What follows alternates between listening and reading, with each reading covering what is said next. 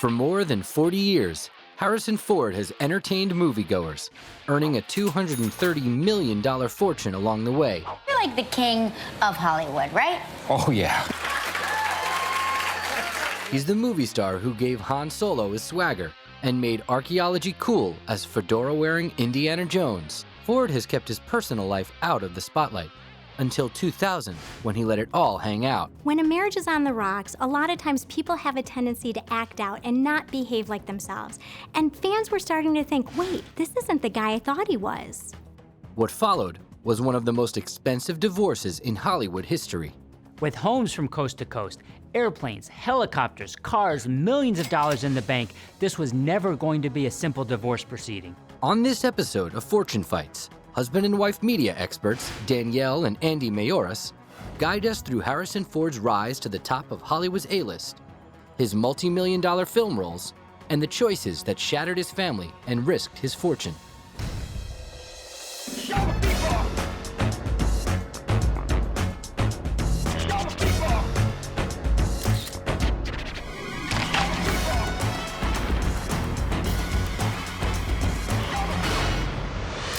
Few actors have played as many iconic characters as Harrison Ford during his 50-year career in show business. Harrison Ford, there's no question, you're everyone's favourite. You're very kind. Andy and Danielle Mayoras talk us through some of the legal disputes he ran into along the way. Harrison Ford is one of Hollywood's most beloved actors. He's been an integral part of several of the biggest blockbuster movie franchises, bringing characters like Han Solo and Indiana Jones to life. And those roles were just the beginning for Ford. He became an A-list actor because of his versatility. Of course, he played the major franchise roles, but he also played a doctor on the run in The Fugitive, the President of the United States in Air Force One, and a CIA agent in The Patriot Games. He could do anything or become anyone. One good thing also about Harrison Ford is, even though he's playing different roles, you saw him as the character he was playing. I don't think many people were going, oh, there's Indiana Jones, and he's on Air Force One. You saw him as whatever the character was he was playing in each film.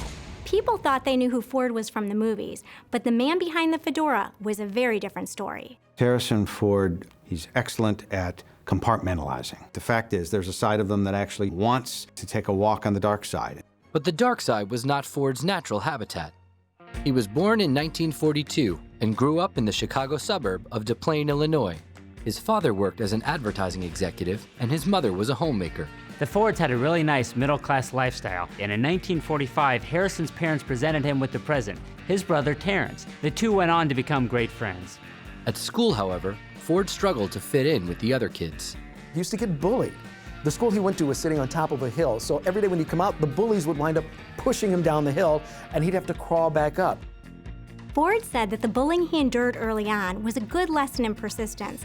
And who knows, maybe that was good preparation for the rogue characters he would play later on. After graduating high school in 1960, Ford enrolled at Ripon College in Wisconsin, where he studied English and philosophy, and also signed up for an acting class. Harrison said that he was actually very shy, and the acting class helped him overcome that. Ford then began dating fellow student Mary Marquardt. Now, Marquardt was a Wisconsin native. She was an honors student, and unlike Ford, who dropped out, she was also a cheerleader and just somebody who really enjoyed academics. In 1964, Harrison Ford decided to drop out of college in his senior year to pursue acting. The couple married that same year, and soon after headed west to Hollywood in search of acting work for Ford. Ford began his career, like most actors of his generation, as a contract player for Columbia Pictures. Ford's early years in Hollywood were kind of like his school days. He would climb up that big hill just to get pushed down again, but he would keep climbing and just keep getting back up. Now, when he first got there, he signed a contract paying him a whole whopping $150 a week. Needless to say, that wasn't a lot of money for he and his wife to live off of. In 1966, the Fords' finances were stretched even further when they welcomed a son, Benjamin. But a year later, things seemed to be on the upswing when Ford landed his first credited role in the film A Time for Killing, where he played a young lieutenant in the Union Army. The movie was a fairly large production. It starred Glenn Ford, who was known from the Hollywood Golden Era, and this was Harrison Ford's first major speaking role. But not long after the film was released, Columbia dropped the 25-year-old actor, stripping him of his $150 a week salary. There was an executive there who really didn't like Ford. In fact, he berated him for a role that he was playing as a bellhop. He said, I want to tell you a story, kid. He said the first time Tony Curtis was ever in a movie, he delivered a bag of groceries. That's a movie star. And I leaned across this guy's desk and I said, I thought you were supposed to think that that was a grocery delivery boy. And he threw me out of his office, naturally. Out of work, Ford struggled to support his family, which grew to include a second son, Willard, in 1969. He continued auditioning and eventually signed a contract with Universal Studios, where he landed guest roles on hit TV series like The Virginian and Gunsmoke. Ford was worried that if he continued to just guest star in different TV programs, it might ruin the chances of him ever being taken seriously, and he didn't want it to stand in his way of landing a lead role. So after just a year and a half with Universal, Ford parted ways with the studio. Ford didn't get off to a good start with the Hollywood studios. He broke contracts with 2 studios in under 4 years. With a growing family to support, Ford had to find a different line of work to make ends meet. When Harrison Ford wasn't acting, he was also finding work as a carpenter. He would take carpentry jobs wherever he can find them, including on movie sets. He said the best part about having this second income was that he could take care of his family and wait for those better roles to come along. Ford had no practical experience when it came to woodworking or carpentry. He went to the library, checked out books, and taught himself.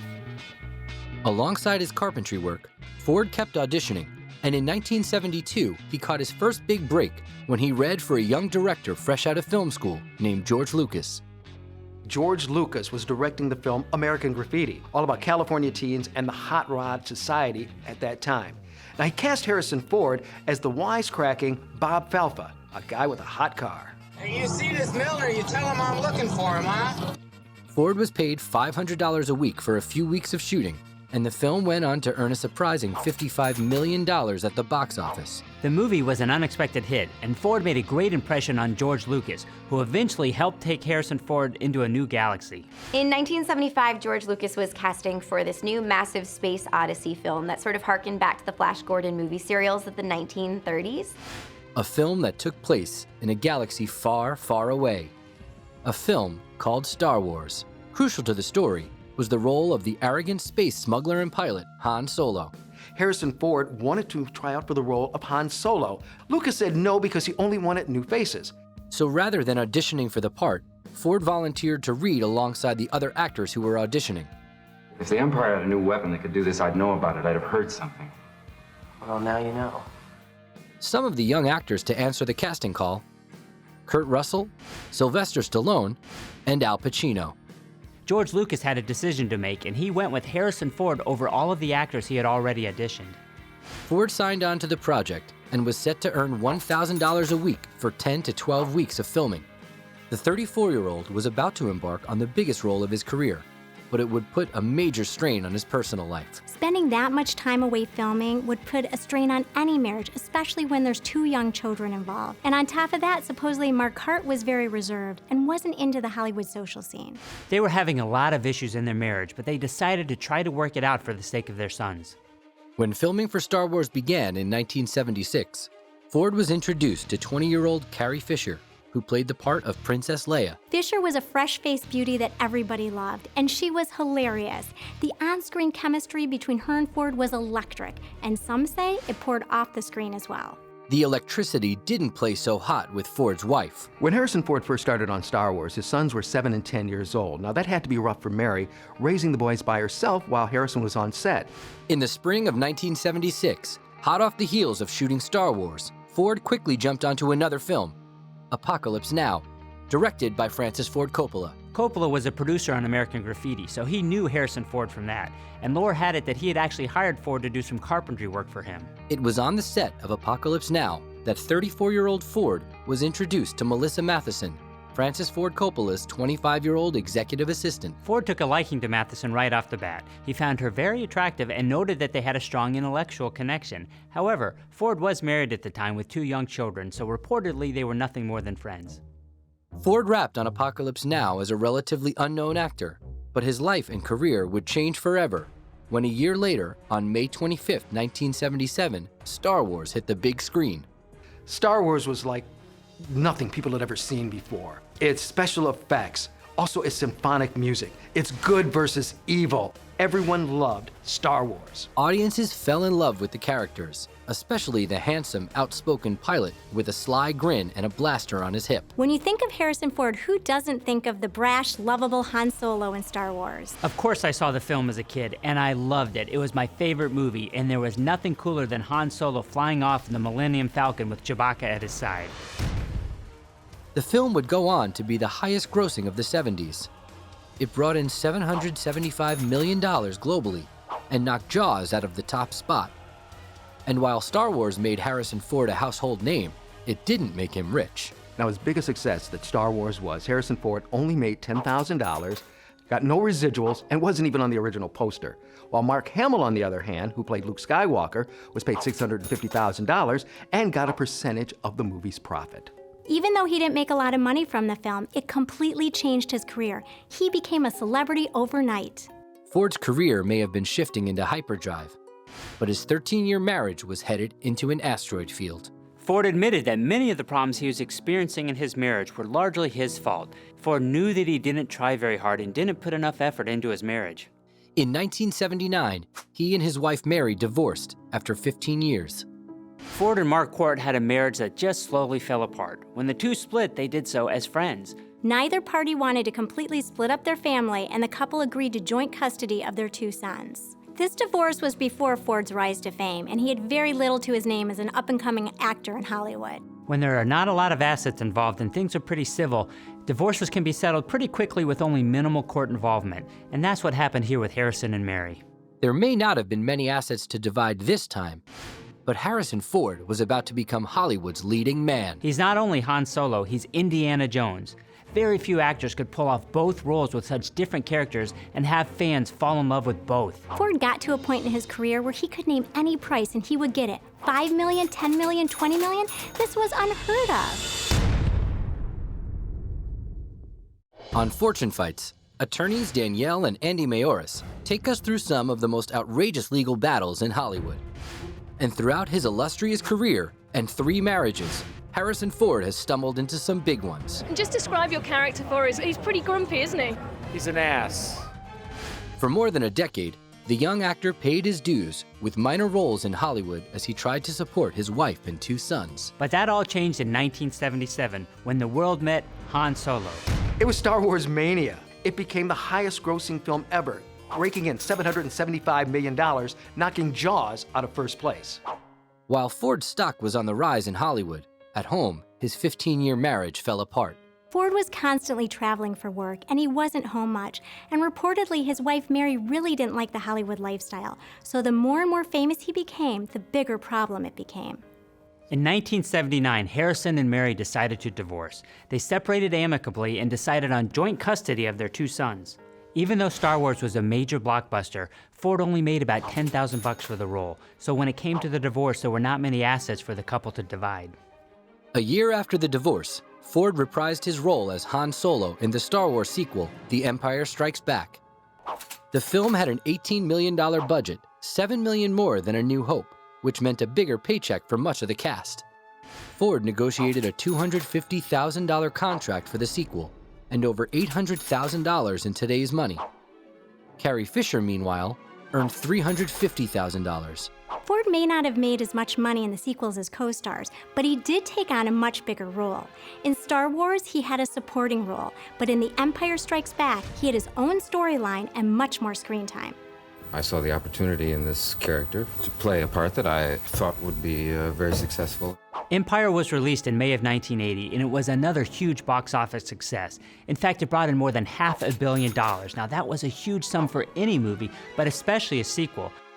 While audiences were flocking to the theaters, Ford was picking up his first leading role on a new project with another up-and-coming director named Steven Spielberg. George Lucas and Steven Spielberg were good friends, and Lucas went to Spielberg with a new script he had written about an adventure-driven archaeologist named Indiana Smith. Of course, the name was changed, but a new action hero was born. In 1981, audiences saw Harrison Ford in a new role, Indiana Jones. This time he's part archaeologist, part action hero in Raiders of the Lost Ark. I didn't even know about the project. I didn't know Spielberg. It didn't occur to me that I would have a chance of doing it. Ford made $400,000 for the role, which would be over $1 million today. Not a bad paycheck. The film would go on to make $389 million at the box office and cement Ford's place at the top of Hollywood's A-list. And while talks of sequels to Raiders of the Lost Ark and The Empire Strikes Back were floating around Hollywood, Ford was getting reacquainted with an old friend from his past, Melissa Mathison. Harrison had met Melissa Mathison back in 1976 on the set of Apocalypse Now. According to them, there was a little bit of spark then, but they couldn't do anything about it because he was married at the time. Mathison's background was decidedly different than Ford's first wife, Mary. Melissa grew up in Los Angeles, so she was used to the Hollywood hustle and bustle, whereas Mary was more shy and kept to herself. At the time, Mathison was in her early 30s and was an up-and-coming screenwriter. She had worked with Francis Ford Coppola on Apocalypse Now and the Godfather series, and she really knew her way around Hollywood. The couple had a lot in common. They both valued success and made their privacy a priority. In 1979, she had great success with the movie The Black Stallion. So the next thing you know, Steven Spielberg comes to talk to her about this crazy movie about an extraterrestrial who gets stranded on Earth and needs the help of kids to return home. Mathison was unsure about writing the film, but at Spielberg's request, Ford convinced her that it was the right move. It would turn out to be the global blockbuster E.T., the extraterrestrial. The movie E.T. was literally out of this world. Steven Spielberg received critical acclaim for his role as director, but much of the film's success came from the words Mathison put on the page. Mathison took what could have been just a silly movie about an alien and crafted it into something very, very special. Mathison never publicly revealed how much she was paid to write the screenplay, but we do know that she got a piece of all of the E.T. merchandise. She actually went to the court and argued to the judge that it was her screenplay that served as a blueprint for exactly how E.T. turned out. And the court agreed, and she ended up getting 4% of all merchandise that bore a resemblance to E.T. E.T. became a global phenomenon. The merchandising from that character, the beloved alien, exploded more than anybody could have imagined at the time. E.T. went on to make $792 million in theaters, setting a new world record and knocking Star Wars out of the top spot. Mathison was nominated for an Oscar for her screenplay. It's really crazy to think of how much money Ford and Mathison were making at the time. I mean, they were both at the top of their games. They were a huge Hollywood power couple. In 1983, Ford and Mathison decided to make it official. They got married in a 15-minute ceremony at the Santa Monica courthouse. It wasn't this big, star-studded celebrity event. The couple also decided to keep it simple by foregoing a prenuptial agreement. You would think that after one failed marriage, Ford would see divorce as a possibility and consider a prenup at the very least. Many couples also just want to avoid the uncomfortable conversation that a prenup involves in the honeymoon phase of the relationship. Their marriage would become one of the most envied relationships in Hollywood. But keeping their private life private was no easy task for these two Hollywood heavyweights. By the mid-'80s, Ford was once again in the spotlight, continuing to star in major films including Blade Runner, Return of the Jedi, and Indiana Jones and the Temple of Doom. With each and every movie, Ford's pay was going up and up. $400,000, $500,000, $800,000. He was becoming a major player in just a few years. In 1987, Ford and Mathison welcomed a son, Malcolm. 2 years later, Ford landed the biggest payday of his career, a whopping $4 million to act alongside the legendary Sean Connery in Indiana Jones and the Last Crusade. $4 million for an actor in 1989 was unheard of, and by then Ford was worth tens of millions of dollars. He bought a ranch in Wyoming and a mansion in Brentwood. A year after the film's release, the couple welcomed their second child, Ford's fourth, a daughter named Georgia. Together, the Fords tried to block their family out of the public eye. They were determined to shield their children from the business, and they went to great lengths to do that, even enrolling them in school in Manhattan and spending a lot of time on the family ranch in Wyoming. Now, Harrison Ford incorporated his two sons from his first marriage into the new family, as well as kept good contact with his first wife, Mary. But finding time for family became more of a challenge in the 90s as Ford took on more roles. In 1997, Ford earned a whopping $22 million for his role as the President of the United States in Air Force One, making him one of the highest-paid actors in the business. Ford's rise to the top of the Hollywood A-list is really remarkable, especially considering how he started out. I mean, he broke contracts with 2 studios, and he supported his family as a carpenter. I bet in his wildest dreams, he would have never imagined what a big star he would have become. At the height of his career, Ford was making multiple films a year for $20 million a pop. He was not only a great actor, but he was a huge box office draw, so any movie that could hitch itself to Harrison Ford was a win-win. By 1999, Ford had an estimated net worth of more than $64 million, and with a load of disposable cash on hand, he picked up a very expensive hobby. Ford said his love of flying began way back when in Wisconsin when he was a teen and took some flying lessons. In 1995, he actually got his license, and then he started buying planes left and right. What if you're on an airplane when you can't get off and next to you is a seatmate from hell? The guy said, "Hey, it's Indiana Jones." What do you do in those situations? I go out and buy my own plane. Harrison Ford had millions of dollars tied up in his very expensive hobby. He once said that he had more airplanes than anyone should ever have. He also enjoyed flying so much, he said that he would sometimes just fly up the coast of California to get a cheeseburger and fly back home. Ford may have been flying high, but his superstardom came at a cost to his family. Just like with his first wife, Ford's second wife, Melissa, felt like his movie career was taking too much time away from the family. So rumor has it she limited him to one movie project per year. The couple was also in disagreement about where they wanted to spend their family time. Melissa preferred living in the city, and so a lot of times she would leave Harrison at the family ranch in Jackson Hole, Wyoming, and she would be at their apartment in Manhattan. And word has it they didn't see eye to eye either when it came to their parenting style. By the late 90s, it seemed Ford was caught trying to balance two lives. For the second time in his life, Ford was at a bit of a crossroads. He was being pulled in two different directions, being a husband and father on one hand, or being a top box office draw on the other. It wasn't long before Ford's off-screen choices caught up with him.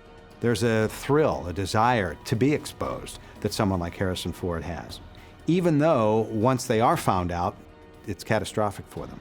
The impending catastrophe would hit Ford right in his wallet. When a marriage is on the rocks, oftentimes people act out and they don't behave like themselves. And who knows, maybe this is what happened with Harrison Ford.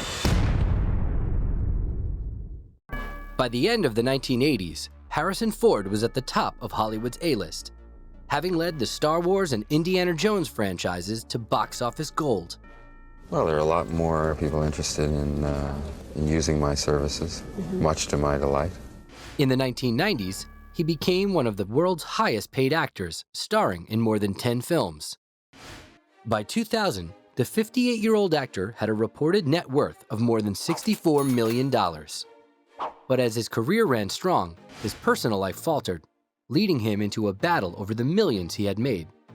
Legal analysts and attorneys, Andy and Danielle Mayoras, walk us through the star's looming fortune fight. Ford quite possibly never imagined that his career would explode in the way that it did.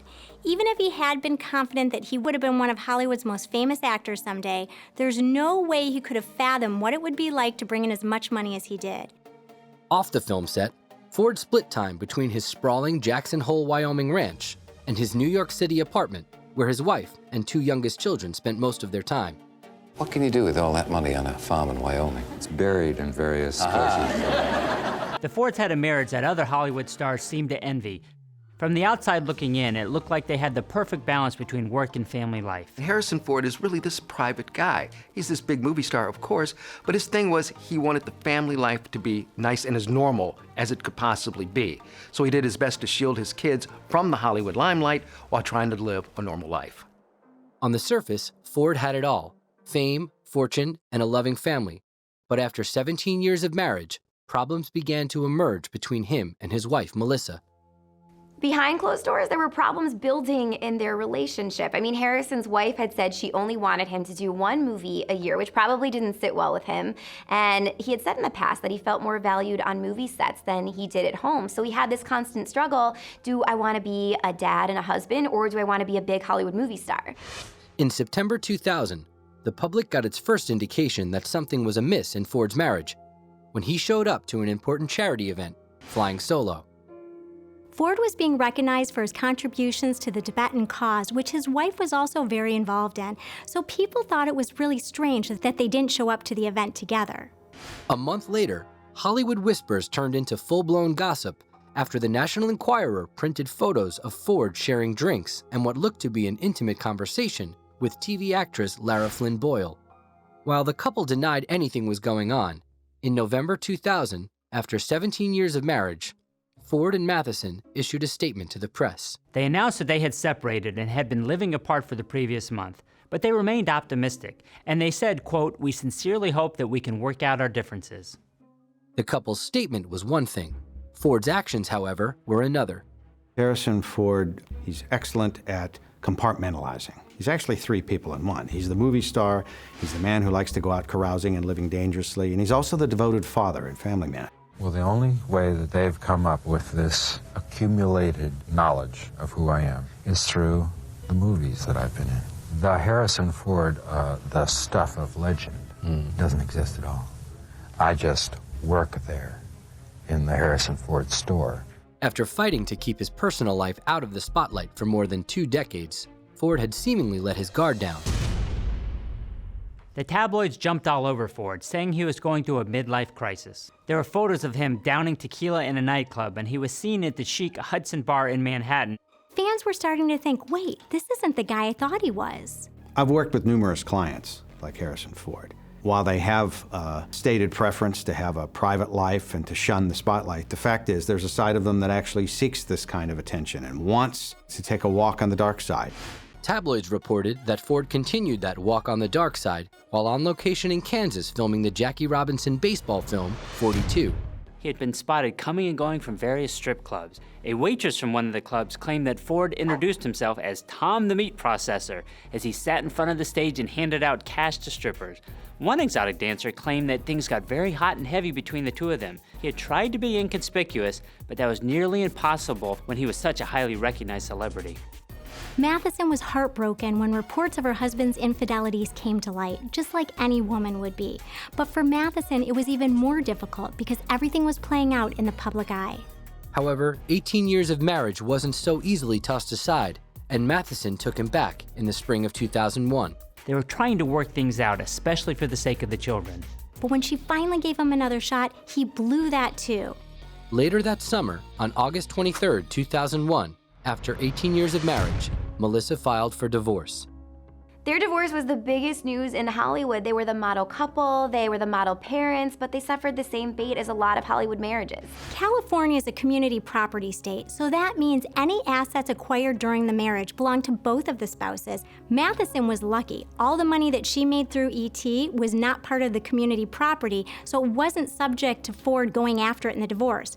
Ford, on the other hand, everything he made during the marriage would be split 50-50. At the time, Ford was earning $20 million per year, and his assets included an 800-acre Wyoming ranch, a Connecticut estate valued at more than $6 million, a $3.5 million Manhattan apartment, and a collection of airplanes, including a Gulfstream jet worth $6 million. It's likely that Ford never imagined the amount of money he would be making. So in his mind, maybe he thought it really wasn't that important to get a prenuptial agreement. His last divorce went very smoothly, and he didn't need to worry that much about his assets. And without a prenuptial agreement, everything was on the table. With homes from coast to coast, airplanes, helicopters, cars, millions of dollars in the bank, this was never going to be a simple divorce proceeding. It was on. Harrison Ford is a classic actor, a vessel for America's heroes. He is a powerful and sought-after leading man in Hollywood's biggest budget films. He loves what he does, and it shows. In August 2000, Harrison Ford's on-screen achievements were being overshadowed by his off-screen exploits. Reports of his excessive drinking, strip club visits, and rumored infidelities caused his wife of 18 years, screenwriter Melissa Mathison, to file for divorce. On the table was more than $90 million in assets, as well as custody of their 2 children. States have different ways in which they treat fault in determining how that plays into a divorce. For states that consider it, infidelity could be a basis for a finding of fault. Fortunately for Ford, the couple decided to settle outside the courtroom and avoid an ugly public battle. Much of the divorce was handled privately. Ford also had little incentive to wage a public battle. If he tried, Mathison could have slammed him publicly with her allegations of infidelity, which probably wouldn't have served either party or their family. Stories about Harrison's infidelities were already flying around, and the family just didn't want any more dirty laundry to be put out there. The old adage among attorneys is that a good settlement is one where both sides walk away equally unhappy. Because Melissa filed for divorce, she had the ability to choose the state in which to carry out the proceedings. Forum shopping is when one of the parties decides to file in a particular state because they think they'll get a better result in that state versus another one. For Melissa, California looked like it would be her best option. California, like most states, is considered to be a no-fault state, which means that neither spouse has to prove fault to obtain a divorce. However, judges are human too, and when one spouse is suspected of committing adultery, it's really hard to imagine a judge not taking that into account in some way. And the couple's connection to California would bolster Mathison's argument that California was a proper forum for their divorce. California is a community property state, so that means that when there is a divorce, the money is split 50-50 between the spouses. It really doesn't matter that Ford was the big breadwinner or not. Before getting into the division of all their assets, the couple focused on their children. Early on in the divorce proceedings, the couple decided that custody of the children would be split between them 50-50, and they wanted to keep them out of the crossfire of divorce as much as possible. The real arguments began when the couple tried to decide how much money to award Mathison. By the time of their separation, Ford was earning as much as $25 million a movie, plus a percentage of the movie's profits. His many assets included multiple homes and a $3.5 million New York City apartment. They had cars, planes, movie royalties. The never-ending list of assets had to be split up. Even though Mathison was in line to get a big payout from the divorce, considering how much money Harrison Ford was worth, she had her own money. She had been involved in writing and designing E.T., and because of that, Mathison was reportedly awarded 4 to 5% of all products bearing E.T.'s likeness. This was a lot of money. But unlike Ford, Mathison took a little hiatus from screenwriting to support him and care for their children. So while she was supporting Ford, he was the one out making millions and millions of dollars acting in movies. So on top of her husband's liquid assets, Melissa broke new ground when she went after a portion of his future royalty payments. Melissa argued that she was entitled to half of any future potential royalties that Harrison could earn from movies that he appeared in during the marriage. It wasn't as if she was being greedy. That was her legal right under the state of California. Any property that was accumulated during the marriage from work that Harrison Ford had done would be part of the community property, so Mathison would be entitled to half of that. Experts estimated that those future royalties could be worth $30 million or more. But as the divorce proceedings unfolded, Ford seemed unfazed by the amount of money he might have to shell out and continued seeing other women. Then, just months later at the 2002 Golden Globe Awards, another young actress, 38-year-old Callista Flockhart, made a splash with Ford, quite literally. Flockhart accidentally, on purpose, spilled a drink on Harrison Ford. Now, mind you, at the time, she was one of the biggest stars on TV with her show Ally McBeal, but it sounds like she had a little bit of a crush on Harrison Ford. The two stayed in touch and they began dating in 2002. And of course, their relationship was a really hot topic for the tabloids. They ate it up. In June 2003, with his divorce settlement still pending 2.5 years after being filed, Ford surprised fans when he uncharacteristically opened up about his personal life during an interview with Hello Magazine. Harrison Ford's usually pretty guarded during his interviews, but at one point during an interview, he let it be known that he was in love with Flockhart. Ford may have been all smiles in front of the cameras, but leaving his wife, Melissa Mathison, would come at a hefty price to his family and his finances. When things were said and done, Mathison came away with the third most costly divorce settlement in Hollywood history. By the summer of 2003, Harrison Ford had been enjoying many years as one of Hollywood's most iconic stars and highest earners, raking in $20 million per movie. It's no musical comedy, David. He had separated from his second wife, Melissa Mathison, more than 2 years prior, when reports of Ford's drunken antics and infidelities hit the news. Legal analysts Andy and Danielle Mayoras walk us through some of Hollywood's priciest legal conflicts, including the one between Ford and his wife as they tried to reach a divorce settlement. As an attorney, when I've represented clients in a divorce, I have to say it can get really ugly. It's not really about the property, it's all these emotions that can come out. And when you're trying to value future earnings such as royalties or other business valuations, that makes the whole thing much more complicated. Harrison Ford is a complicated man. He's more complicated than it first seems. There's a side of him that actually does want the attention. The notoriously private actor came forward in June of 2003, telling fans he was in love with his new girlfriend, 38-year-old Ally McBeal star Callista Flockhart.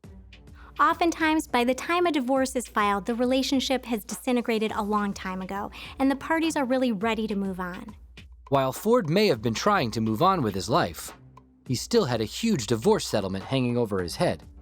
For nearly 3 years, the media had been speculating about how the more than $90 million in assets would be divided. How assets are valued in a divorce is tricky. Let's say one side wants a certain asset, like an airplane, for example. Well, the value has to be determined so that the other side gets equivalent assets. While most people may not have something to fight over, like Han Solo action figure royalties, this same issue is a very common source of disputes when a divorcing couple has one or more businesses. The more assets involved, the more complicated it gets. Finally, in January 2004, a settlement was reached. When things were said and done, Mathison came away with the third most costly divorce settlement in Hollywood history. Her estimated haul was between $85 and $118 million. Ford kept his motorcycle and car collection, as well as 6 aircrafts, although Mathison did win the right to use one of his jets anytime she desired. Apparently, she had very little interest in these possessions and preferred the cash. In the settlements, it was said that he would remain at their Wyoming ranch worth $47.4 million after paying Mathison half of its value and giving her one of the 7 huge lots adjoining the main house so she could build a home there for herself. Melissa was also granted a share of Ford's future royalties from the films he made while they were together. Melissa had a great legal team, and they pushed hard to get a big share of future royalties for her. Some experts believe that this could add up to $30 million or even more. Harrison Ford illustrates why you should hope for the best but plan for the worst in marriage with a prenuptial agreement. Settlements can work to both parties' advantages. It can avoid a long, drawn-out, and expensive court battle. Given his history, it's almost certain that when Harrison Ford surrendered his assets in his second divorce, it was just giving up, letting go of the wheel, if you will. Also, I think he knew deep down that he could go earn more money elsewhere. This wasn't the end for him. I've been able to grow older in this business, and I love the fact that you get a chance to change. Having finalized the divorce, Ford was ready to move on with his life with Flockhart. But he was pulled back into the past when his first wife, Mary Marquardt, reached advanced stages of multiple sclerosis in 2005. As co-parents of their children, the two had remained friendly. As he began to care for Mary, Ford put his acting career on hold and focused on family and his relationship. He reportedly bought Mary a house and provided her with nurses and caretakers. Both he and Callista were there for her during the treatment. As of 2018, Mary is still living under the care of her family and children. The fact that Ford was there for his ex-wife Mary and their 2 sons when she really needed him and she was sick shows that he didn't lose touch with reality. He probably remembered the fact that she was with him when he didn't have much of anything to his name. Harrison's break lasted until 2008, when an old friend came calling. Is Indiana Jones gone for good? I guess I could do one more. For a cool $20 million, he donned his trusty fedora in Indiana Jones and the Kingdom of the Crystal Skull. It had been 20 years since the last Indiana Jones movie, and the fans just went wild for the new one. Now, even though he was 66 years old, Harrison Ford was still cracking the whip as Indiana Jones. It was just a pleasure to be able to put it all back on. The character came back very quickly. The movie earned more than $780 million at the box office, making it the highest-grossing film in the Indiana Jones franchise, and proving that Ford was still box office gold. Things were golden in his personal life, too. In 2010, Ford married his girlfriend of 8 years, actress Callista Flockhart. All signs point to the pair having a really solid relationship. Before they got married, Harrison even adopted her son, Liam. A big question a lot of people were wondering was, did Harrison Ford get a prenup this time? You would think after making that mistake not once but twice, he certainly would have gotten one the third time, but it never came out publicly whether they had one or not. Who knows if Ford has a prenuptial agreement with Callista Flockhart? But we do know if he doesn't have one and he exhibits infidelities again, he could be looking at another costly divorce. Things were going well in his relationship with Flockhart, but tragedy struck Ford's family again in November 2015 when, more than 10 years after their divorce, his second wife, Melissa Mathison, succumbed to a rare form of cancer and passed away within months of being diagnosed. Ford remained quiet about Mathison's death and didn't release a public statement after her passing. Perhaps the bitterness of their divorce didn't fade, even though Mathison had passed away, or maybe this was simply an example of Ford being private. As Ford let go of one piece of his past, he chose to embrace the future when he reprised his role as Han Solo in the 2015 film Star Wars: The Force Awakens. This was a hugely nostalgic moment for Star Wars fans, seeing Harrison Ford back on the big screen again. It really brought me back to my childhood, seeing Han Solo and Princess Leia on the big screen again side by side. I have to ask you about Star Wars. They are making the new Star Wars films. You are going to be involved. No! Even at 75 years old, Ford commanded a huge paycheck. Reportedly, he was paid $25 million and 0.5% of all gross earnings, which combined with his pay from the fourth installment of Indiana Jones makes him the highest paid actor in the world. For the first Star Wars movie, Harrison Ford was paid $10,000. Now, for the latest installment, he was paid 2,500 times more than that and also got a percentage of the gross. And less than a year later, a question that Star Wars fans had always wondered was finally answered. Carrie Fisher, who played Princess Leia in Star Wars, passed away in 2016. Shortly before her death, she released a book that claimed that she and Ford had an affair while filming the first Star Wars film. In typical Ford fashion, he was very tight-lipped about the story. He told a GQ reporter that he hadn't read Fisher's book, and because of her untimely death, he didn't want to say anything about the affair. More than 50 years after first catching the acting bug, Ford became the world's highest-grossing actor in 2016, racking up more than $4.6 billion in box office sales in his career. And Ford wasn't done. Soon after, Indiana Jones fans rejoiced when they learned Ford had signed on for the fifth installment of the series. He's expected to be 79 at the time of its release. 79 years old and still playing an action hero. That just speaks volumes about his career and the fact that fans can't seem to get enough of him. Ford's big screen success came at a hefty price to his personal life and his bank account, as he struggled to walk the line between celebrity, husband, and father. Harrison Ford seems to have found a good thing with Callista Flockhart in his new life, but only time will tell. Harrison Ford is one of the most bankable stars on the big screen of the last 50 years, earning millions for himself and grossing billions in the movies he's starred in. But his success has come at a cost. It's an adventure from another world. I don't really want to explain it. I'm happy that I've been very lucky in my life, but I have no instinct to try and make sense of it.